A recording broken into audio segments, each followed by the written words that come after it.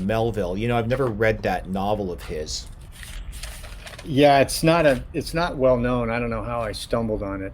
Um, but it's actually really funny because he's describing all these people interacting on a riverboat, and there's a bunch of con men, and then they're running into ethical people that, selling patent medicine, and then it's just brilliant because it's really how America works. Like there's a bunch of con men, there's a bunch of marks who are skeptical because they've been conned, and yet we fall for it, right?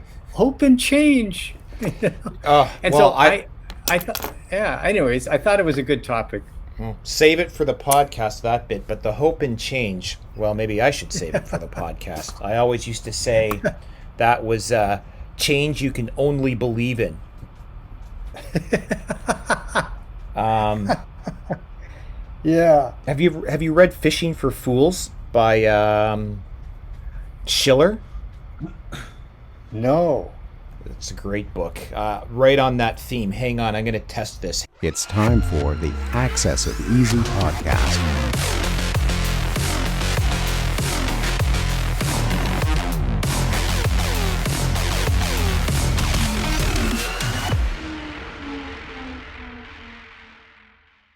Tensions are running high. Yeah, people are pissed. Yeah. And it's funny because I follow California, right? 40 million people, and my sister and mom are there, and I still keep an apartment there. The cases are going up after a complete rigid lockdown. What is that saying? I mean, it's like, I don't think it's saying anything very good. I mean, after a complete, very strict lockdown, you got more cases than you did last week. Huh? Well, I mean, for sure it would have been worse without a lockdown. Right. But I think, certainly what's happened here in Ontario and Quebec is that the infections that kept occurring after the lockdown were overwhelmingly healthcare workers. That it was people who worked, and this was one of the big insights that came out of Italy, that hospitals were the problem, that the centralized healthcare system was a real liability, not an asset when it comes to dealing with a pandemic. That, people went to the hospital to get sick rather than go to the hospital when you're sick. And, I imagine with a state like California, where the population is intensely concentrated around the 2 or 2.5, if you include San Jose, kind of megalopolises. Right. So, that's where the centralized healthcare, the huge healthcare institutions are probably a huge factor when it comes to the continuing of the spread post-lockdown.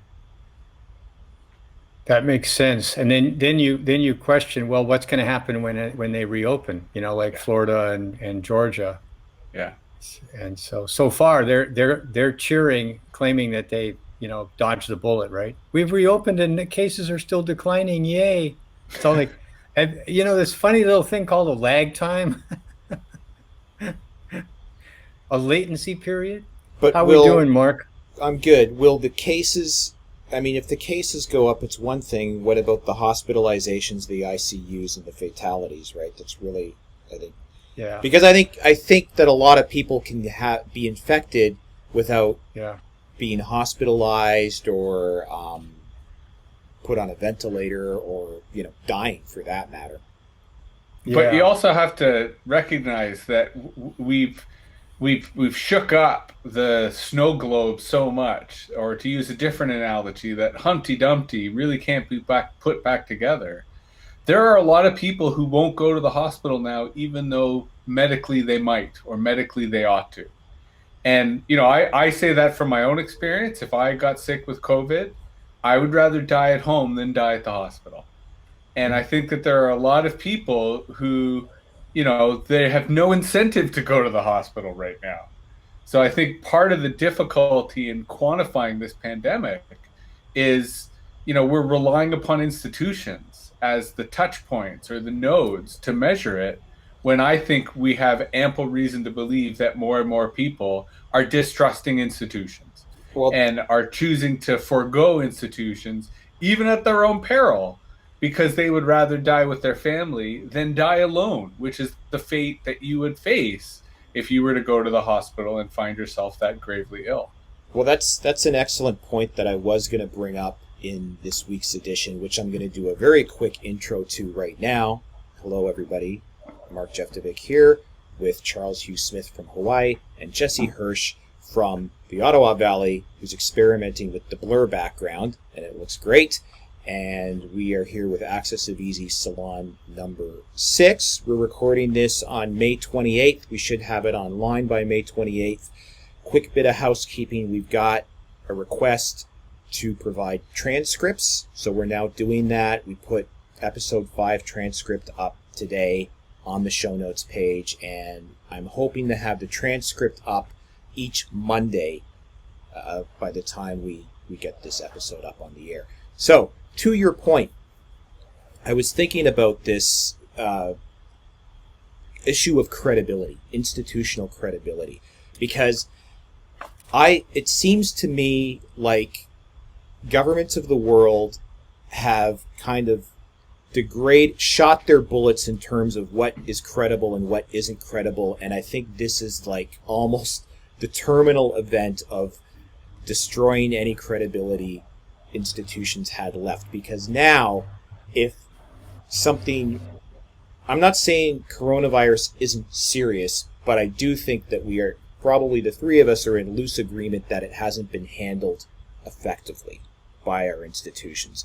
So now, if a real existential threat came along, like let's say an Ebola, pandemic that really spread the way coronavirus did, and people were dropping in the streets with blood spewing out of their heads, people would now still say, you remember coronavirus 2020? It was all a big nothing burger comparatively, or something. And so now, this whole idea of government knows best, if it ever had legs, I don't know how it can have legs after this episode, because it's just been a debacle from beginning, and we're in it, so not till end, but in the midst of it. And I really, there are times where I go from being the anarcho-capitalist libertarian to I understand that might not be the most realistic approach, and I really want to believe in governance, and I really want to believe in progressive institutions, then have some faith in them, and then they let me down every single time, as much as I want to believe. Well, and I think it's worth drawing two distinctions. Not all institutions are equal. And I think, the same way that not all authorities are equal. And I think what we're seeing is a crisis of legitimacy of the old regime, of the existing institutions. But, politics abhors a vacuum, nature abhors a vacuum. And I think what we may see is the emergence of new institutions. And that's where, I'm a little worried, because I kind of feel in the last week, when I started to really critically reflect on which institutions, at the very least, I didn't feel were entirely incompetent and dysfunctional these last 2 months. And Amazon is kind of right up top there on that list. And, I say this not because I like it, but because I worry about it. And I really found Charles's piece about the plantation and the plantation economy really quite compelling.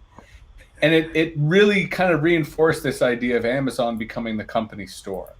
And it's really because they are the least dysfunctional or the least incompetent in an era in which institutions are facing this crisis of legitimacy.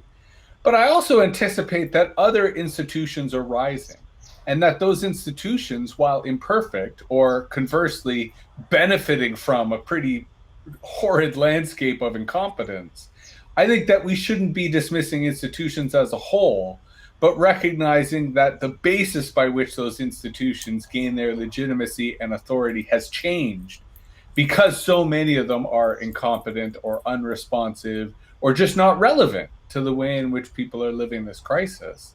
And that's where, in particular, I've been watching TikTok, and I've been looking at TikTok as a venue by which people are expressing their dissent, they're expressing their boredom, they're expressing their creativity in ways that are fundamentally different, or at least have been different than social media and corporate media as a whole. And I think there's positives and negatives there that are worth getting into. Well, let's hold that thought about new institutions, because I think that's a fascinating topic. But I'm going to just backfill just momentarily about the dynamics of why our old institutions have failed, why they're hollowed out, why they're dysfunctional. I think there's two drivers, at least two drivers. One is, and this is kind of the cycle of human nature, they started out idealistic, right? And then they were fueled by people who shared that value system. And then a generation or two later, it's just serving vested interests. In other words, you go to work for these institutions for a secure paycheck and a fat pension, and you basically are just, your job is to dissipate any accountability. That's really what institutions, old institutions, have become good at, is dispensing with accountability. So they're not accountable. Well, I'll put that in, file 13, and it'll be dealt with. Or, well, your complaint's being handled, et cetera, which is what we see with like YouTube, for instance. I quote new institution that's also dysfunctional, because if you complain about being demonetized, oh, well, that's in process and we'll get back to you in a few months. That sounds exactly like the rest of the bureaucracies. But so that slow infiltration and the loss of idealism and accountability, and it's now just protecting the vested interests within the institution. And my favorite example is, cities can't, at least in the U.S., they can't fill potholes anymore.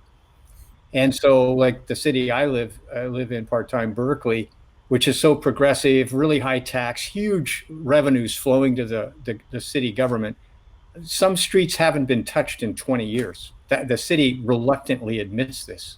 Then they say, well, it's going to take us 20 years to catch up, and we're going to need to float a $100 million bond to fill the potholes.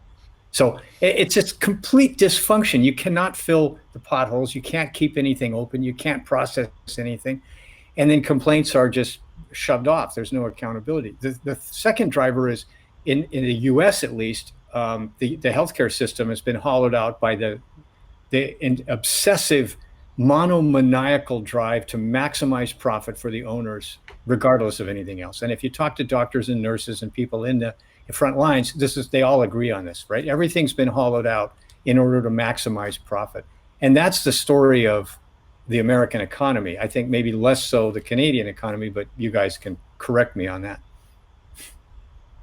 No, it's pretty much parallel. I mean, instead of profit, it's efficiency, but it's the same corporate mentality of, it's optimization, right? The logic of optimization, whether in the purpose of profit or whether in the purpose of taxpayer savings, and it ignores the necessary functions of the organization. It ignores the knowledge that exists in individuals and how to harness that knowledge.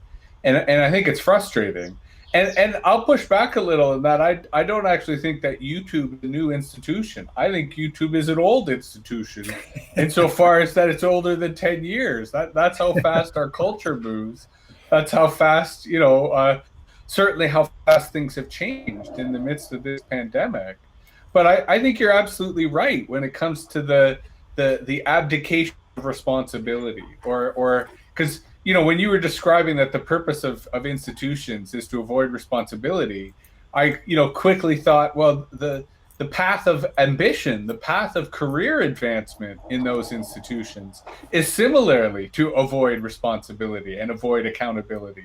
And so it's such a weird, perverse game that rewards mediocrity, that rewards a kind of obstructionism, for lack of a better word, that's incredibly frustrating, especially when we live in a culture where anything's possible, where maker culture and 3D printing and, the types of knowledge. I mean, I've, in the last couple of years, been teaching myself how to be a mechanic, how to do carpentry, how to operate heavy machines.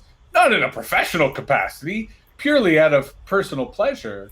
But the fact that all this knowledge is out there that allows me to do so, I think creates a further contrast with the stupidity of institutional logic and the fact that it's not properly harnessing the actual knowledge and the actual passion that's there, but instead is hollowing out, is optimizing in a way that is far more machine-like than it is human. Well, we hit on a great term for it in a previous podcast, Charles, when we were talking for one of your audiobooks, and it was institutional lethargy. And that's, it's the Peter Pyramid, that everyone rises to their level of incompetence, and there is this you get rewarded for not rocking the boat, and you get penalized for, trying to do things better or more efficiently or whatever. I mean, to Charles's point about the medical system in the U.S., I'm not in the U.S., so I don't have a great vantage point on it, but it would seem that it has succumbed to financialization the way everything else has succumbed to financialization. And I think financialization is a symptom of a decay in the monetary system itself. Just that the debt super cycle and how much debt it takes to get a unit of output for GDP. And so you don't get your returns from building actual businesses anymore. You get your returns from financial events. I harp on this a lot. In Canada, we have single-payer healthcare. It's not, there's a lot of people in the States that think single-payer healthcare would be the end of humanity as we know it. And we, Jesse, you and I live in it. And it's not a perfect system. We have our gripes about it, but it's not, it is what it is, and it has succumbed to something else other than financialization, and I would say it's that institutional lethargy that it's got to be done a certain way. And you see pockets of places where an initiative might break out within a hospital or a group of hospitals that say we're gonna reorder the way we sort of approach things, and maybe they make a go of it and they have some traction with it, but for the most part, those are the twin dynamics. And I think, to make this as explicit as possible, especially given our recurring theme, I think what we're describing is centralization. Yes. That whether it's centralized for the purpose of profit or centralized for, the purpose of managing control, that's where you're disincentivizing people at the periphery, disincentivizing anyone who's not in the center from doing anything valuable, anything innovative. There's no reward for doing anything counter to the system. And the people who are in control, the people who are in the center, as Charles was suggesting, they just don't want to be held accountable. So they do everything they can to create this corporate bullshit. And that, I think, is part of the problem, regardless of the sector, regardless of the industry. And that's why you're increasingly getting this social divide between those people who believe in decentralization and everybody else. And, the everybody else is a huge basket of people who either benefit from the centralized system or are oblivious to the choice at hand. But I think the people who see decentralization both as innovation, but also as something better, as something more meaningful, I think that audience is growing and growing. Yeah, I want to follow up on that, but I want to refer back to something that you guys have been writing about in the past and that we spoke about in previous salons that I think is worth reemphasizing here in Jesse's context of centralization is the way that centralization institutionalizes inequality. And, Mark, you've written about your kind of prognostication that inequality is probably going to soar because all these dynamics are now being, amplified, right? So the horrendous inequality we have now is only going to get worse, is possible. And Jesse, you've written to me very compellingly about the inequality in access to broadband internet. I mean, talk about, that's the most basic form of inequality, right? Along with all the other forms.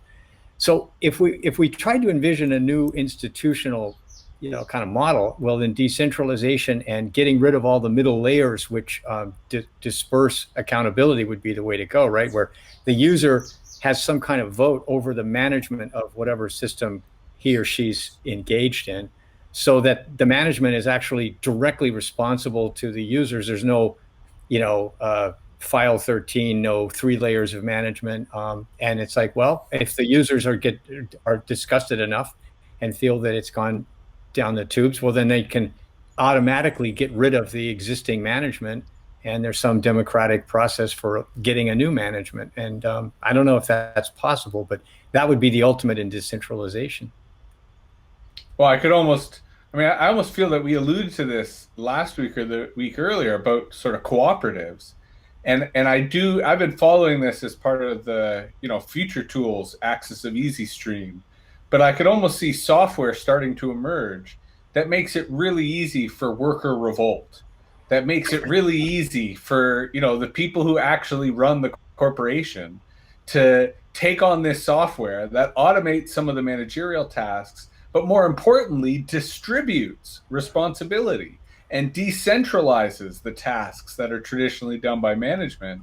So instead of having a separate tier within the organization, you distribute those roles amongst everyone in the organization with an incentive structure, perhaps, for them to, want to do some of the stuff that people don't want to do.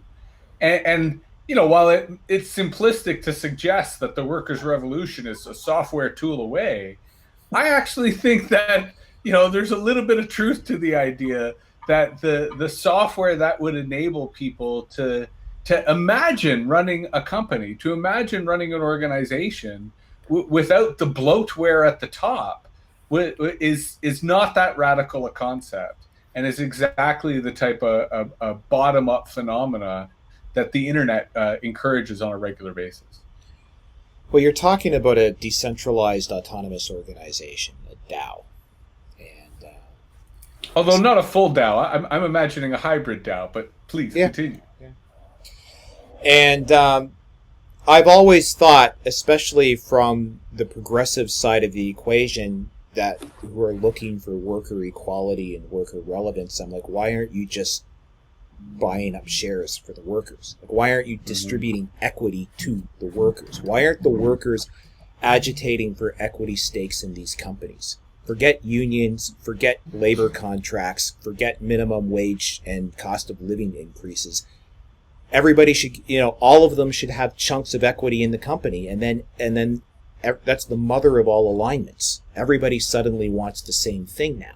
They want the company to be profitable, and they want to be able to distribute those profits among the equity holders that happen to be the workers. And you do see that happening. Like I notice like the places in Toronto that I shop, like the Big Carrot and the Sweet Potato, are worker-owned cooperatives now. So, it's kind of happening there.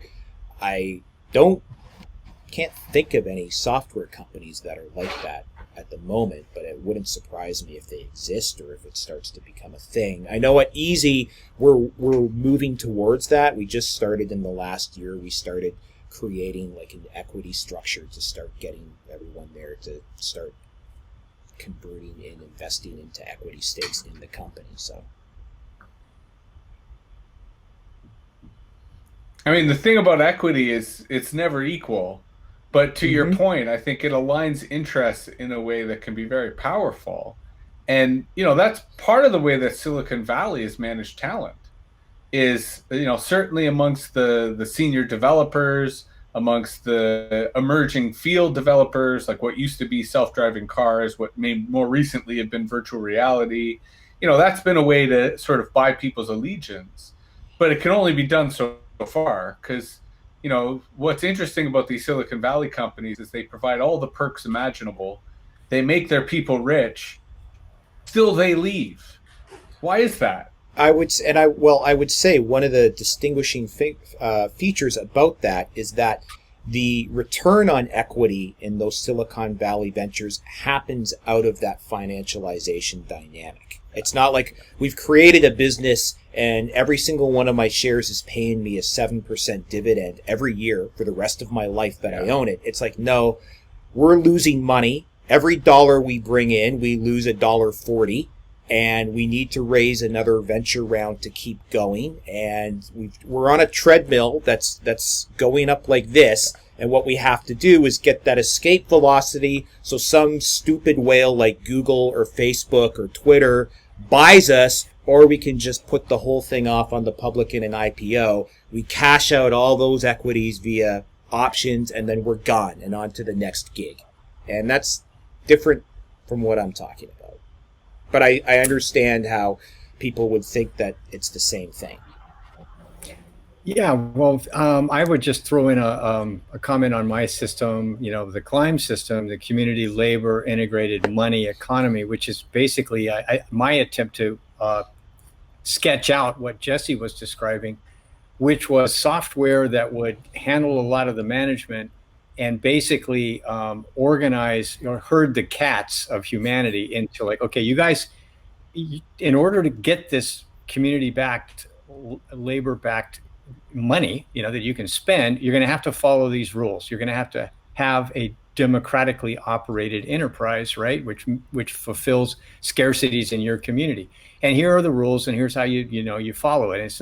It shouldn't be that complicated. And so, okay, if I want the money, I got to do this. I have to run a democracy, and we have to fill scarcities in the local community.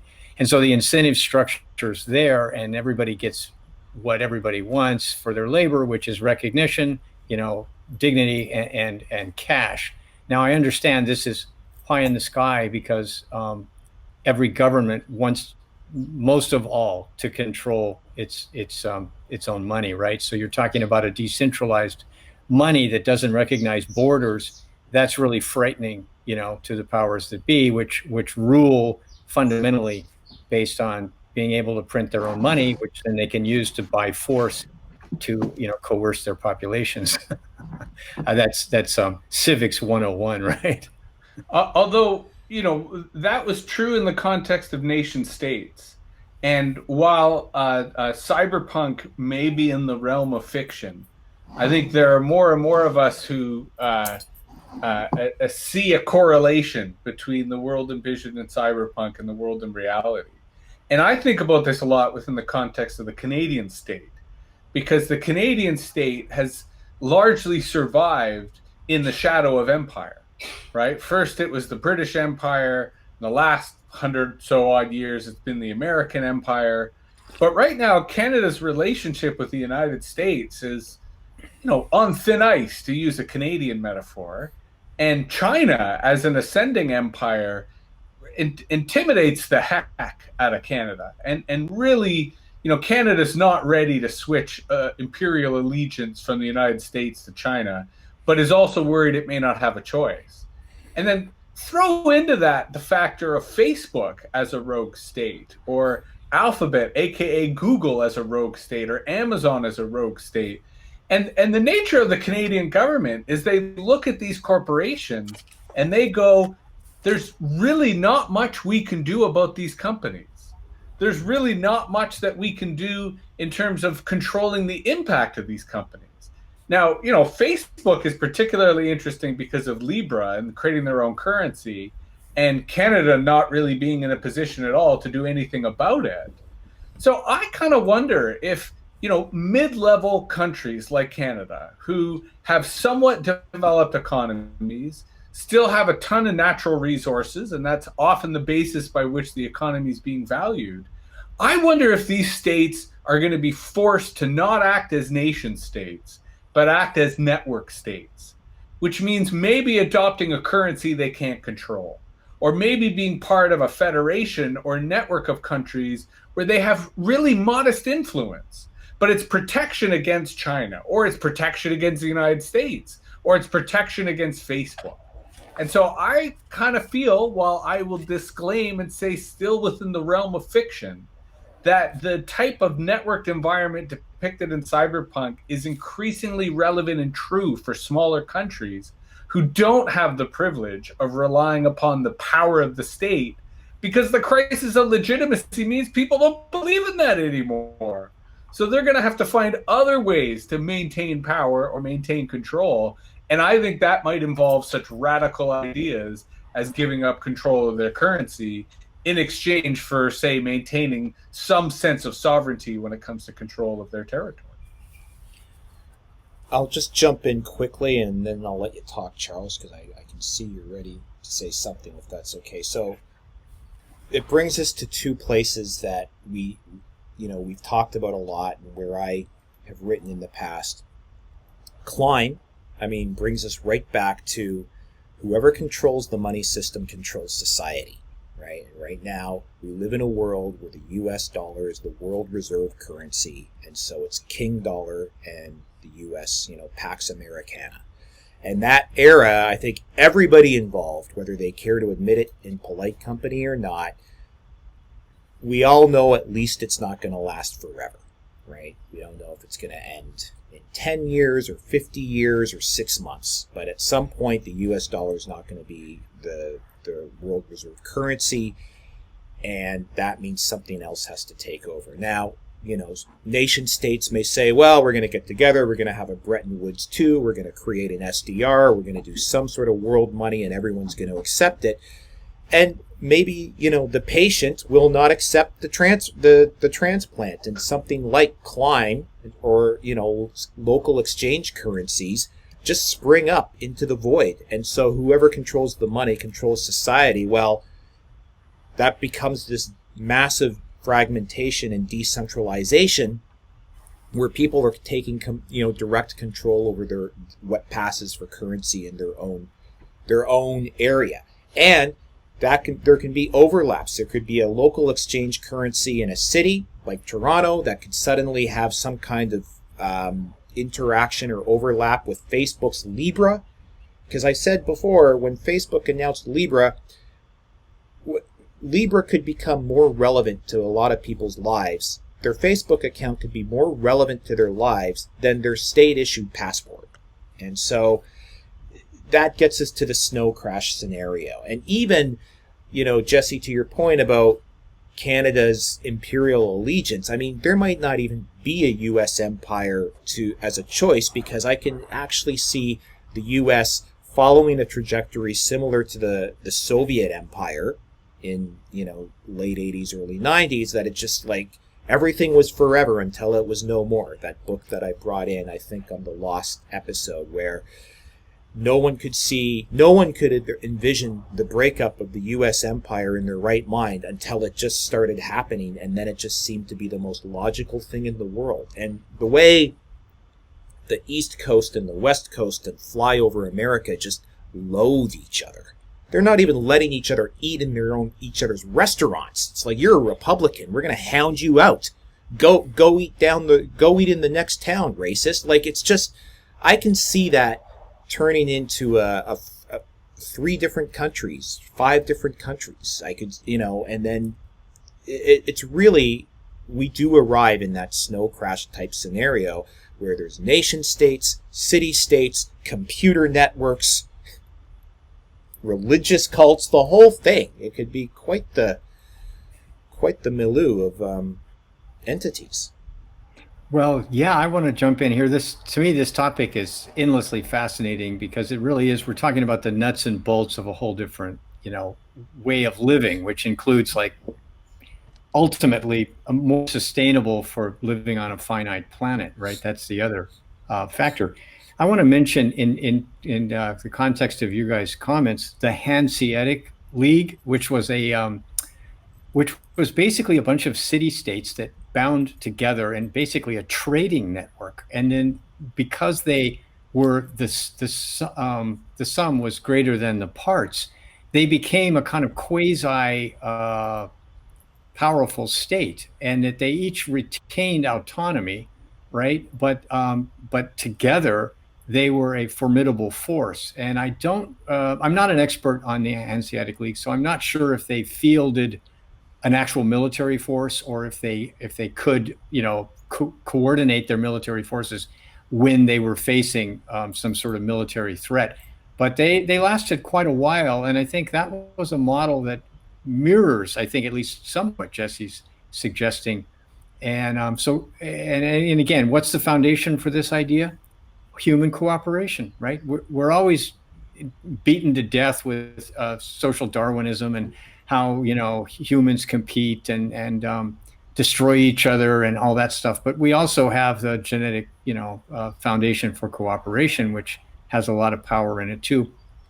My dream scenario for the CLIME system is that the currency created when people are doing labor in their community, which serves the community's interests, would become a reserve currency for smaller nations that said, okay, we don't have the capital to acquire gold, right?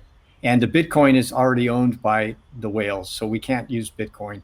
We can create our own cryptocurrency, but who's going to believe it, right? I mean, if we control how it's issued, then it's not going to have any value, right? So a global cryptocurrency that was created in a decentralized, localized fashion would be an ideal a reserve currency, because its issuance was limited. There's only so much human labor that can be produced in every day. So it's not like the central banks, like the Federal Reserve, which can print trillions of new units out of thin air.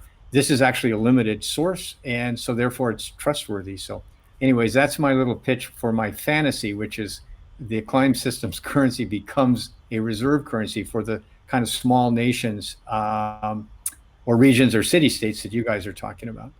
I want to jump in very quickly. I did some thinking about CLIME a few weeks ago and made some notes about it. Unfortunately, I don't think I brought that notebook today.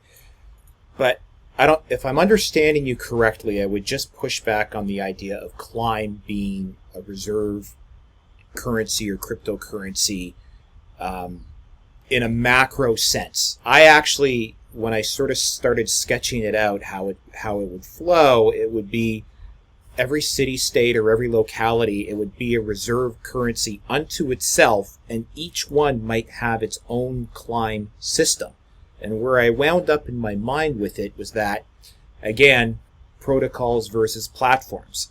The overarching global phenomena of CLIME were something like it to take hold. And I just look at it as a protocol for local exchange currencies. And Charles, you're taking it one step further by saying we're going to issue currency units based on GDP or like value created within the community that's using the currency.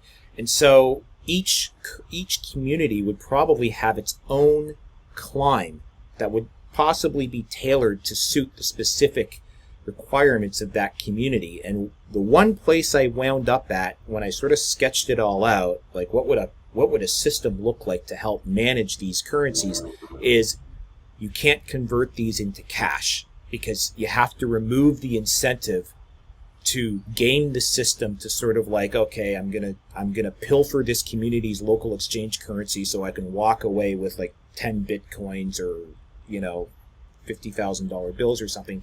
It has to only be convertible to services and products within the context of the community that it's being used.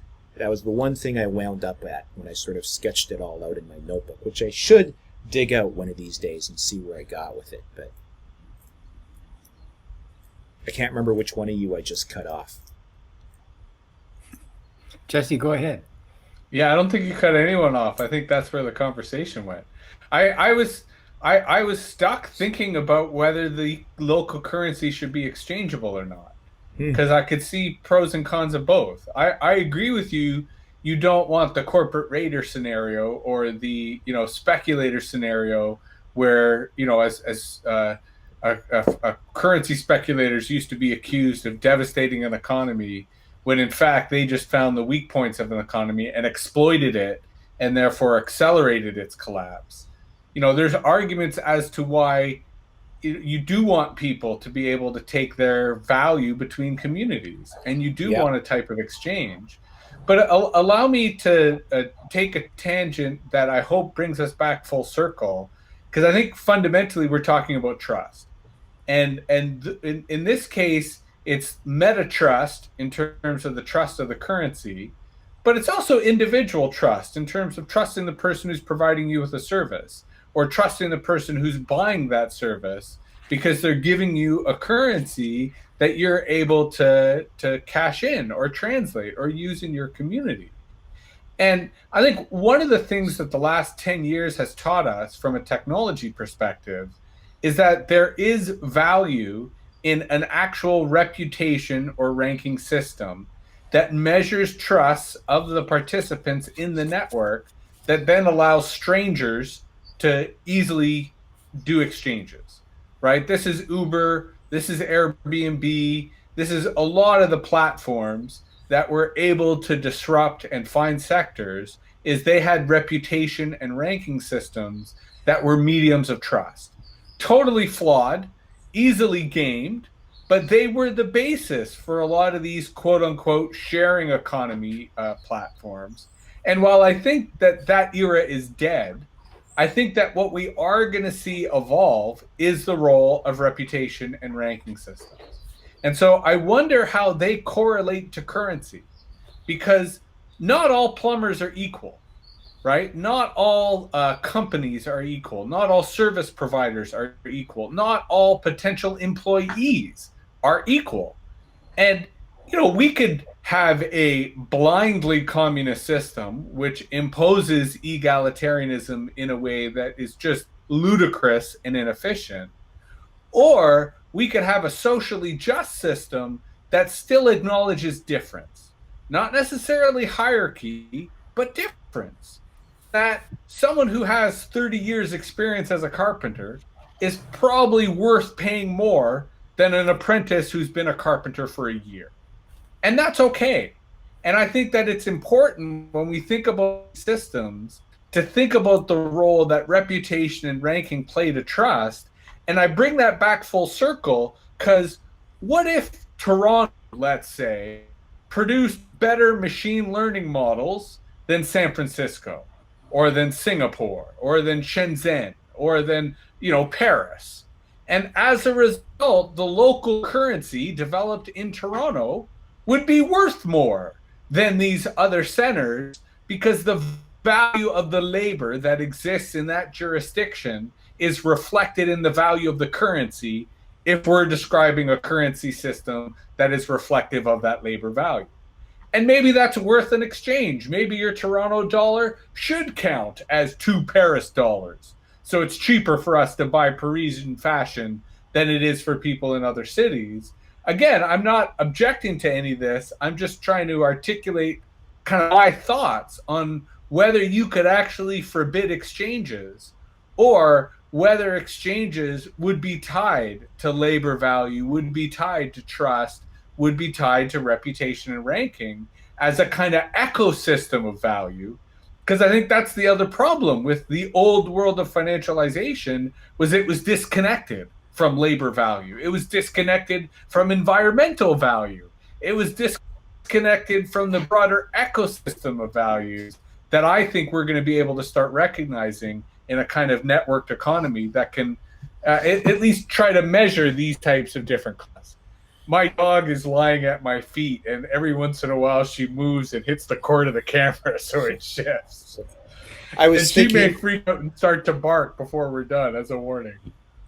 Just quickly, I think to your point, let's say a CLIME local exchange currency protocol came into being. I think you're right that, and it makes sense that there would be exchanges within the protocol, within the jurisdictions. And where I got in my thinking about it is you can't, to prevent gaming, you shouldn't be able to convert any of these into currencies that are outside the protocol, right? That's where you sort of get that sort of plundering and gaming the system. But to people who would say, oh no, you have to have a nation state currency to sort of balance it all out, I don't think you do. And that's actually, if you look at history, there's been long periods of time, especially during economic upheaval, when cities issued their own currencies. And of course, the company store issued their own scrip. And there's this great scene in another Neil Stephenson book, you know, that series that tracks the trajectory of the development of money over time. You know, and there's one Cryptonomicon? Yeah, that's the final book in the series, but there's another one that it's like back in the 1300s or something, and these guys are in this market and they're haggling over the price of something, but they're doing it in like 5 different currencies. It's like, well, I have these Dutch florins, or I have these guilds from this city, and they're just sort of like trying to find, but they could do it, and that's how it happened in those days. And so I think we could end up in a scenario where, I mean, cryptocurrencies, right? Right now you have this weak point where I feel really unsafe trying to get into or out of an exchange with cryptocurrency, because I feel like the moment I take my crypto off of a cold wallet and put it on an exchange, it's going to pull a Quadriga CX on me, and it's going to vaporize, and it's going to be gone before it ever hits my bank account. Because all it takes, I've seen it enough times, you just log into some exchange platform that you've been using for months or years, and suddenly there's a new kind of screen you haven't seen before that says, we've temporarily suspended withdrawals. You know, contact support for a timeline, and then that's it. It's game over.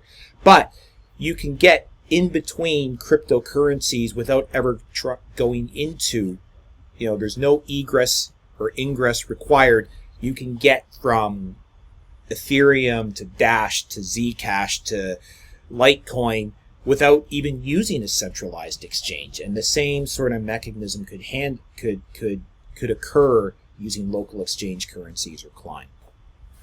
Yeah, I totally agree. I think what we're looking at is a chaotic free market. And as long as it's transparent, that's what's lacking in like the financialized things. We don't really get to see what happens in the stock market. It's gamed by, you know, bots trading millions of shares per second and all that stuff. In a truly transparent, like free for all, then all these currencies, the local currencies or whatever, are going to find some kind of value. And there will be some gaming possible. And I think that a little bit of friction's okay. If it's not centralized, it can't really dominate, I think. You know, if somebody can figure out some way to make a few bucks swapping these currencies, okay, the system can stand a little of that kind of friction, because that's human nature, right?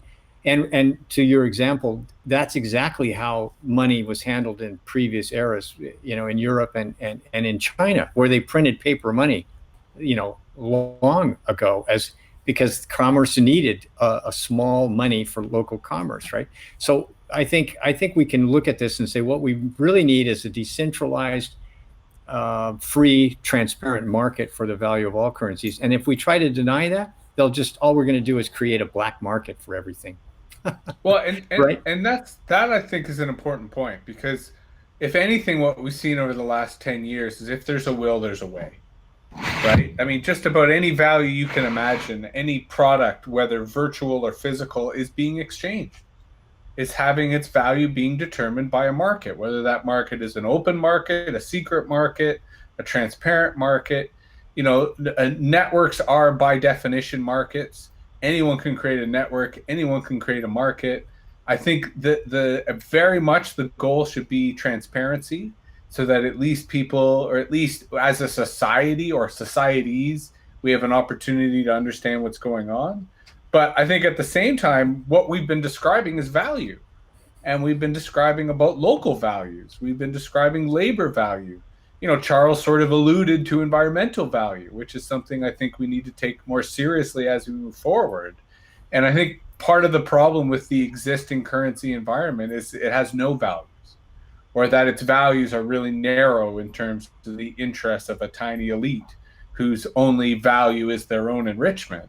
And I think that's what becomes possible when you have currency that is programmable, when you have currency that is configurable.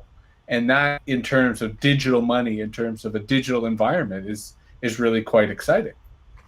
Yeah. And, you know, to put it in really simple terms, it's the way that we create money in nation states is it's emitted by a central bank or treasury, and then it flows to the top of the pyramid, right? The banks, the financiers, the corporations. I mean, you know, we don't get money from the Federal Reserve, right? And so it's intrinsically unequal and unfair. Whereas like the CLIME system or something similar, the money is created at the bottom of the pyramid. So everybody that participates gets the money at the bottom. There is no top, you know, where it's created at the top and flows to the top. So it's already more equal. But to your point, Jesse, about value, I think I have always envisioned the CLIME system as running parallel with a market system. You know, in other words, a decentralized bazaar of everybody's pursuing their own interests, and here's goods and services, and that's parallel to the CLIME system. It's the CLIME system's forte is creating money at the bottom of a pyramid that then the person who earns it can spend however they want. They want to buy something outside of the CLIME system, fine. As long as that person takes the CLIME currency, hey, it's whatever, right? That's the beauty of it, is the money's created at the bottom for serving your community. But if you want to buy it something outside, that's fine. And then Mark, my scheme, and I this is open to debate. I mean, I don't consider it like a fixed, oh, this is the perfect system, but I had envisioned the idea of a dual CLIME currency, the l'argent or l'argent. At one being the localized currency, which is traded freely. You want the Nigerian one? You're going to trade with the one, the Ontario one? Fine. There's going to be some balance of the labor, that's the value of labor in Nigeria as opposed to Canada.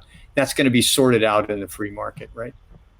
Because it's clearly difficult to create the same value in Nigeria as in a developed world country. But there might be a international l'argent, in which you can buy an international l'argent, which the price of which in your local currency fluctuates all the time, just like any other currency. And that could be the reserve currency. That would have to be like the global measuring stick. I'll just jump in with two quick things. So one, we've been talking a lot about the CLIME system in this episode. So to really get a deep dive into the CLIME system, you got to get Charles's book, A Radically Beneficial World. Part 2 of that book is a deep dive into the CLIME system that we've been talking about. And then to Charles's point, that whole dynamic of money created at the top of the pyramid under today's system benefits the people at the top of the pyramid and then doesn't benefit everybody else is the Cantillon effect, which was a term I didn't know, but I have been writing about unwittingly without knowing the term for over 10 years by Richard Cantillon, who discovered that newly created money is not neutral. People who are closest to the creation of the money, the way the system works now, the people who are closest to the creation of the money experience the increase in money as rising asset prices, and everybody, the further away you get from the creation of the money, you experience the new money as cost of living inflation. So that's the dynamic that in my mind feeds wealth inequality. That is the underlying dynamic of it. Okay. Absolutely. That you've summarized it perfectly. That's why the system is intrinsically unequal. Jesse? Words to end by?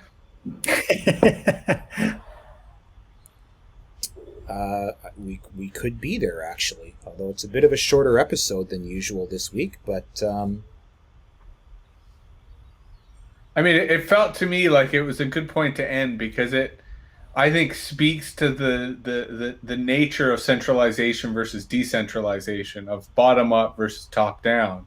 And in particular, the idea that value comes from the grassroots, it doesn't come from the center.